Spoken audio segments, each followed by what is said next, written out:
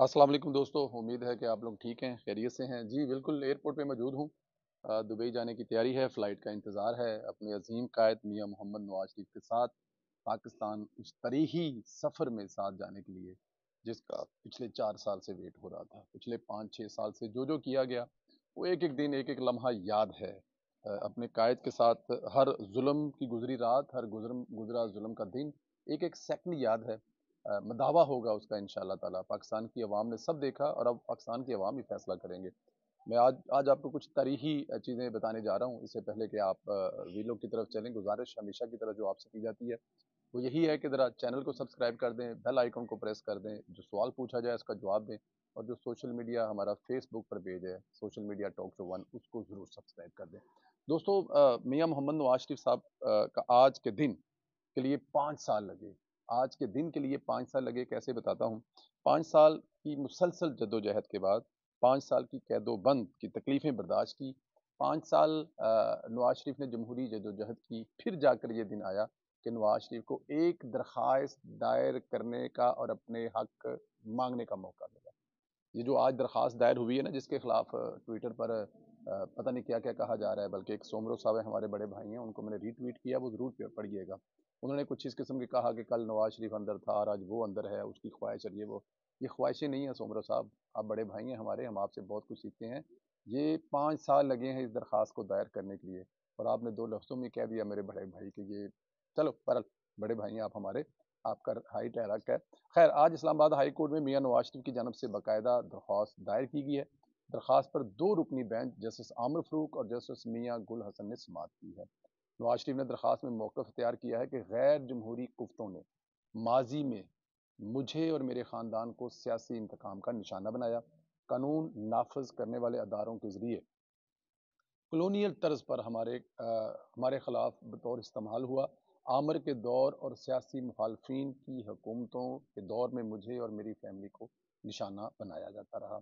बतौर वज़ीर आज़म मेरे दौर में अरबों डॉलर के मंसूबे मुकम्मल हुए। मेरे खिलाफ जो केस बनाए गए वो बरकरार नहीं रहे और 2016 में मेरी वजारत उज़्मा में मुल्क तरक्की कर रहा था। मुझे सियासी मंजम से हटाने के लिए साजिश तैयार हुई। पनामा की सुप्रीम कोर्ट में समातों और जेआईटी में पेशियों की तफसीलात और दरख्वास्त का हिस्सा हैं। ताकतवर जेआईटी मेरे खिलाफ किक बैल्स इख्तियारात के गलत इस्तेमाल, कमीशन का कोई सबूत सामने ना ला सके, करप्शन पर सबूत न मिला तो तनख्वाह लेने का इल्ज़ाम पर निकाला गया, जमानत का भी गलत इस्तेमाल नहीं किया, तबी बुनियादों पर अदालत के सामने पेश नहीं हो सका था, लेकिन मेडिकल रिपोर्ट मुस्तकिल बुनियादों पर लाहौर हाई कोर्ट में जमा करवाता रहा। मियाँ नवाज शरीफ के मौक़िफ़ से पता चलता है कि वो आज भी अपनी बातों पर कायम हैं। उन्होंने अदालती दरख्वास्त में अपना वही बयानिया दोहराया है, एहतसाब की बात कर दी है, इससे बड़ी और बात क्या होगी। अच्छा, नवाज शरीफ की जानब से ये भी बताया गया कि अगर वो मुल्क से बाहर थे तो तब भी बुनियादों पर थे। अपनी रिपोर्ट हर माह लाहौर हाई कोर्ट में बाकायदा तौर पर जमा करवाते रहे, किसी जगह पर कोई हुक्म अदूली नहीं हुई। मियाँ नवाज ने यह भी कहा कि अभी भी सेहत मुकम्मल ठीक नहीं हुई, लेकिन इस वक्त मुल्क की माशी सूरत हाल इतनी कमज़ोर हो चुकी है कि वो मुल्क की खातर वापस आना पड़ रहा है। दरख्वास्त पर समाअत हुई। नवाज शरीफ के वकला ने खूब दलाइल दिए। जज साहब को बताया कि माजी में इमरान खान को भी इसी अदालत से ऐसे रिलीफ मिल चुके हैं। नवाज शरीफ सरेंडर करना चाहते हैं, इनको सरेंडर करने का मौका दिया जाना चाहिए और इनकी सज़ाओं के खिलाफ अपील को भी बहाल किया जाए ताकि वो इन सज़ाओं को झूठा साबित कर सकें। इस दौरान नैब के वकील ने नवाज शरीफ की वापसी की भरपूर हमायत करते हुए कहा कि नैब को मियाँ नवाज शरीफ की वापसी से कोई मसला नहीं, वो वापस आ सकते हैं। इस दौरान नैब के वकील ने नवाज शरीफ की वापसी की जो हमायत की है, मेरे ख्याल में नैब अपने तमाम जो पिछले हैं उन पर माफ़ी भी मांग रहा है। देखिए नवाज शरीफ साहब की अगर वापसी पर नैब मुखालफत नहीं कर रहा तो उसका मतलब कि नैब अपनी तमाम उन हरकतों पर माफ़ी मांग रहा है जो माजी में वो नवाज शरीफ के साथ कर चुके हैं। इससे बड़ा नवाज शरीफ की फतह और क्या हो सकती है। यानी नैब को भी नवाज शरीफ की वापसी मसला नहीं और गिरफ्तारी भी वो नहीं चाहते। अब यहाँ अदालत चाह कर भी नवाज शरीफ की गिरफ्तारी का हुक्म नहीं कर सकती, क्योंकि नैब ने ही मुतालबा करना था गिरफ्तारी का। इसने तो बाकायदा तौर पर हमायत कर दी है कि हमें किसी किस्म का कोई मसला नहीं, किसी किस्म के कोई मसाइल नहीं, वो वापस आ सकते हैं। अदालत ने केस की समाअत कल तक मुलतवी कर दी, क्योंकि आज अदालती वक़्त कम रह गया है। उम्मीद है कल समाअत मुकम्मल हो जाएगी और मियाँ नवाज शरीफ को पीर तक रिलीफ मिल जाएगा। यहाँ पर लोग नवाज शरीफ और इमरान खान के केस का मुवाजना कर रहे हैं, वो बड़ी ज़्यादती है। میں تو کہتا ہوں کہ نواز شریف کو اس کے لیے اس انصاف کے لیے 5 سال لگے. 5 سال کی طویل جدوجہد کے بعد ان کو حق ملنا چاہیے. نہ کردہ گناہوں کے سزا کے خلاف گواہیاں آنے کے باوجود کسی عدالت میں اتنی اخلاقی جرت نہ ہو سکی کہ وہ اپنی غلطی تسلیم کرتے. ساری دنیا دیکھ چکی ہے کہ جج ارشد ملک اعتراف جرم کر کے گئے ہیں.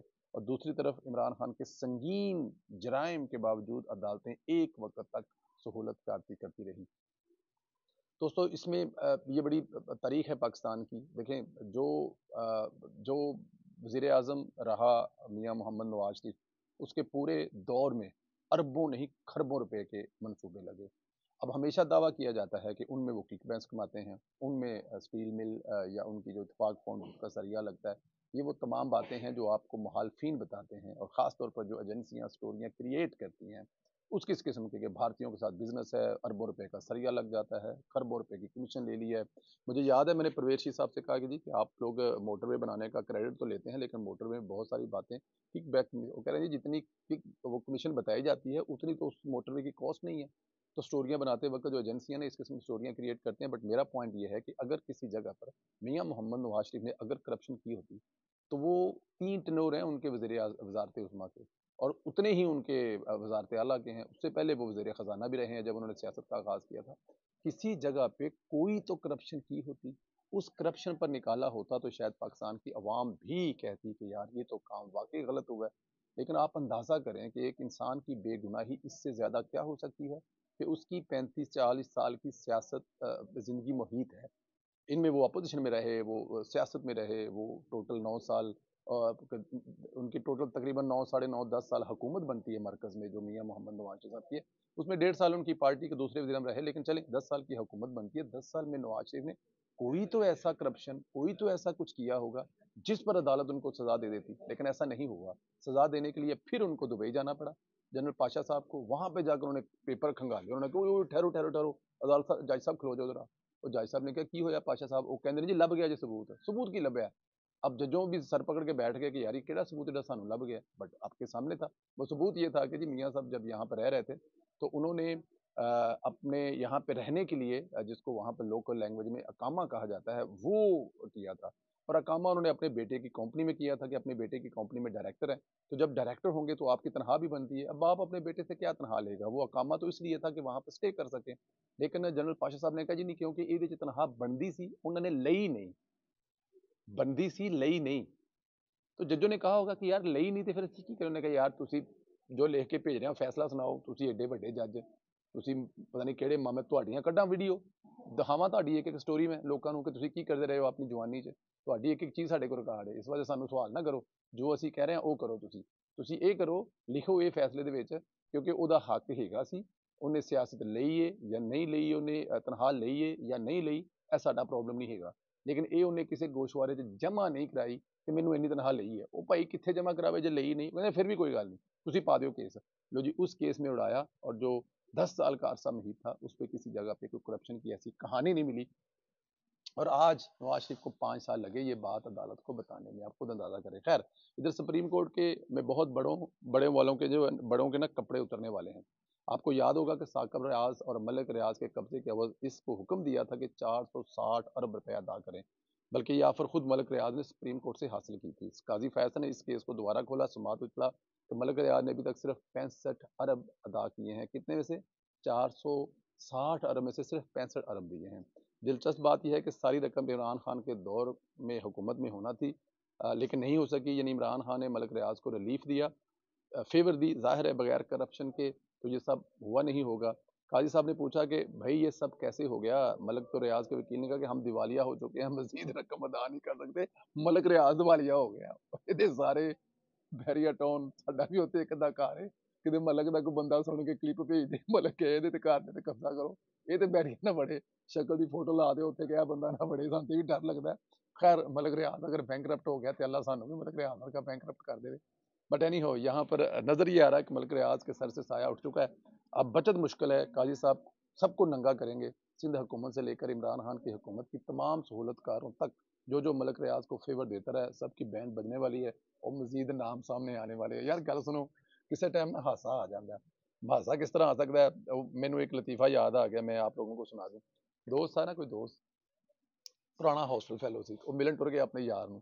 ਤੇ ਉਹਨੇ ਵੇਖਿਆ ਯਾਰ ਬੜੇ ਠਾਠ ਬਾਠ ਨੇ, ਬੜੀ ਮੌਜੇ ਲੱਗੀ ਹੋਈਆਂ, ਬੜਾ ਮਤਲਬ ਕਿ ਆਪਣਾ ਸ਼ਬ ਸ਼ਬਾ ਹੈ, ਬਿਹਤਰੀਨ ਗੱਡੀ ਰੱਖੀ ਹੈ, ਘਰ ਸੋਹਣਾ ਹੈ। ਉਹਨੇ ਕਿਹਾ ਯਾਰ ਇਹ ਕੀ ਗੱਲ ਬਣੀ? ਉਹਨੇ ਕਿਹਾ ਯਾਰ ਰੱਬ ਨੇ ਬੜੀ ਸੁਣੀ है साड़ी, रब ने साड़ी बड़ी बाह फड़ी है। अच्छा वो अब जाहिर है उस नशे में रात में रहा, खाना वाना खाया, गड्डी टूटी, फिर चला गया। कुछ 6 महीने बाद पिंडों फिर आया लाहौर। मैं कहा यार अपने यार को चलिए, ਉਹਦੀ ਬੜੀ ਰੱਬ ਨੇ ਬਾਹ ਫੜੀ ਸੀ। ਉਹ ਗਿਆ ਨਾ ਤੇ ਉਹਨੇ ਵੇਖਿਆ ਕਿ ਉਹਨੇ ਮਤਲਬ ਅੱਗੇ ਪਿੱਛੇ ਇਹ ਉਹ ਕਰ ਕਰਾ ਕੇ ਉਹਨੇ ਕਿਹਾ ਯਾਰ मजा आया तेरे नाल, तेरी रब ने ना बड़ी बाह फड़ी है।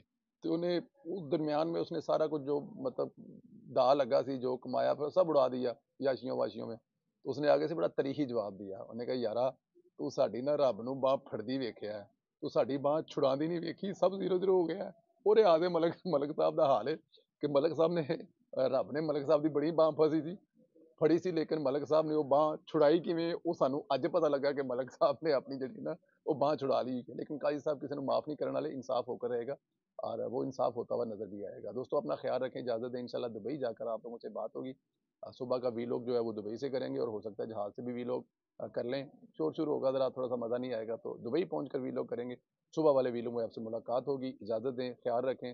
21 को आप लोगों के साथ PMLN के जलसे में मुलाकात होगी, जहां हम मियां मोहम्मद नवाज साहब को वापस आएंगे।